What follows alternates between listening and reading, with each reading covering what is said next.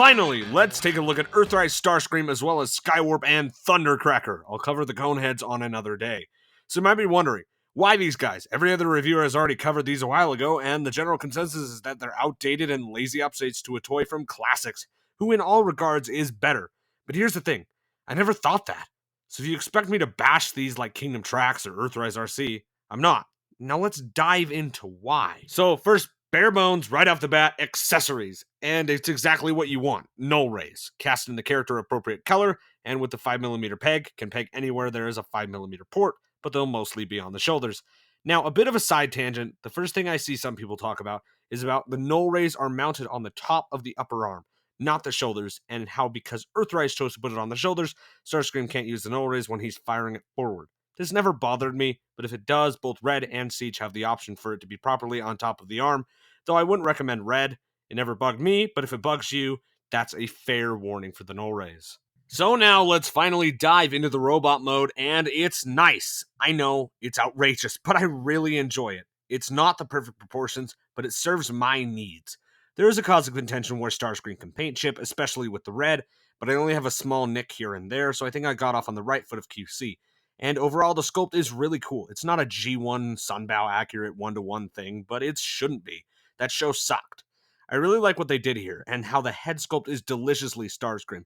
I wish it came with a smirking face, but it's whatever. So overall, I think Starscream fares well. He looks the part, so what about his two background buddies? Well, Thundercracker and Skywarp are an interesting pair. Let's jump into Thundercracker first. So first off, the blue. It's accurate, but dang do I wish it was a dark blue. It would pop so much more if it wasn't this odd shade of blue they used, which can both look really good or really bad. The overall color scheme is good, but that blue can drag it down. And next up is Skywarp. A fantastic use of the mold. I really enjoy the black and the purple. It's a nice shade that helps contrast the black. He does have a screaming head sculpt for whatever reason, but again, surprisingly, it never bothered me.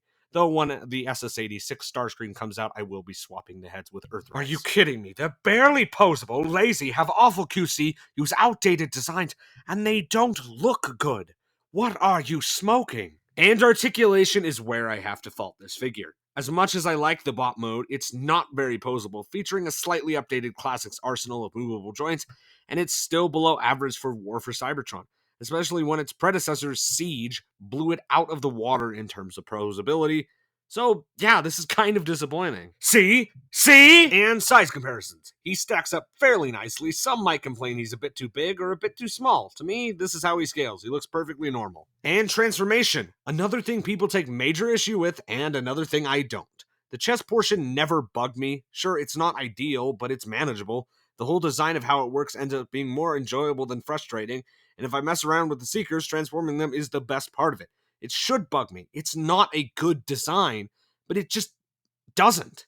I have fun with it, and that's all that matters to me if it's a fun transformation. And finally, jet mode, and according to a lot of people I interact with, the figure's biggest sin. And no, I don't agree. To me, this is fantastic. It's the perfect kind of toy that I would whoosh around my room and have fun with. It's not accurate, proportionally it's probably way off, but I will and have never noticed unless someone points it out to me. This is one of my favorite alt modes from Earthrise because it's fun. It's not accurate, it's chunky, it's a proportional mess, but it's fun. And then lining him up with Skywarp and Thundercracker is a dream come true. I've always wanted to have all three, and while yes, Skywarp and Thundercracker are missing some paint, I really don't care, surprisingly. It's so cool to have all three of them lined up in a Seeker formation. And this is probably the only one I'll ever have. Yeah, but the undercarriage is too big, the wings are off, the cockpit is off, everything is off.